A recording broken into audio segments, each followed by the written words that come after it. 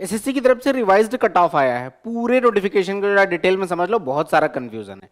इन्होंने क्या कहा है, इन्होंने कहा है कि सबसे पहले 18/12 यानी 18 दिसंबर को जो आपका रिजल्ट आया था, उसके बाद कुछ बच्चों ने ये कहा कि भैया जो भी रिजल्ट आया उसके जब मार्क्स आए तो उनके कट ऑफ से ज़्यादा मार्क्स थे, फिर भी उनका लिस्ट में नाम नहीं था, ऐसा बच्चों का क्लेम था।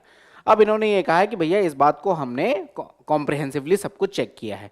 बड़ा एक शानदार वर्ड यूज़ किया है, आप लोग कमेंट में जरा इस वर्ड की मीनिंग लिख दीजिएगा, कम से कम वोकैब तो स्ट्रांग हो जाएगी।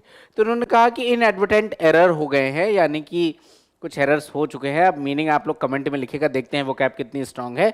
कुछ एरर हो गए हैं और उसके बाद जो है, एरर के बाद इन्होंने क्या कहा है वो मैं आपको बता दे रहा हूँ। इनका कहने का मतलब यह है कि इन्होंने अब कट ऑफ को कर दिया है रिवाइज। कट ऑफ को रिवाइज का क्या मतलब है जरा आपको बता दे रहा हूँ, कोई फर्क नहीं पड़ा है इन्होंने। बाद में ये भी कह रहे हैं कि अल्टीमेटली जो है वो बस थोड़ी सी एक मिस्टेक हो गई थी।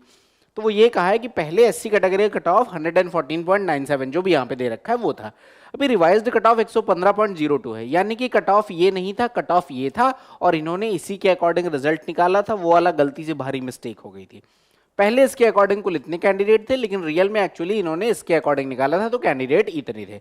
ऐसे ही सारी कैटेगरीज में, कि एसटी में 106.36 था, अभी 106.38 है, तो कोई मेजर डिफरेंस यहाँ पर ऐसा नहीं है।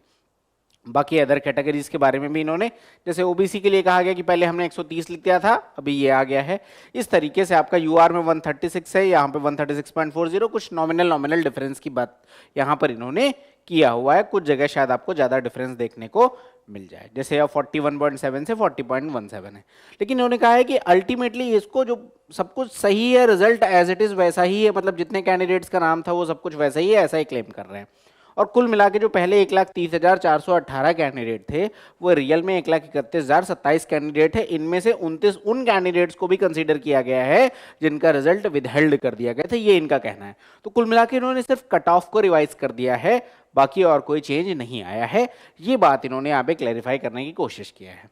आगे क्या है भाई, आगे फिर इसके बाद उन्होंने क्या कहा है, ये जो 14 अक्टूबर वाले जो बच्चे थे जिनका री एग्जाम हुआ था, तो उनके बारे में एक बड़ा अजीब से बात किया कि एक्सपर्ट कमेटी बैठाकर इन्होंने कहा गया है कि यहाँ पर क्या, on the recommendation of the committee of expert constituted for the purpose they have been clubbed with their original shift and their marks have been normalised accordingly.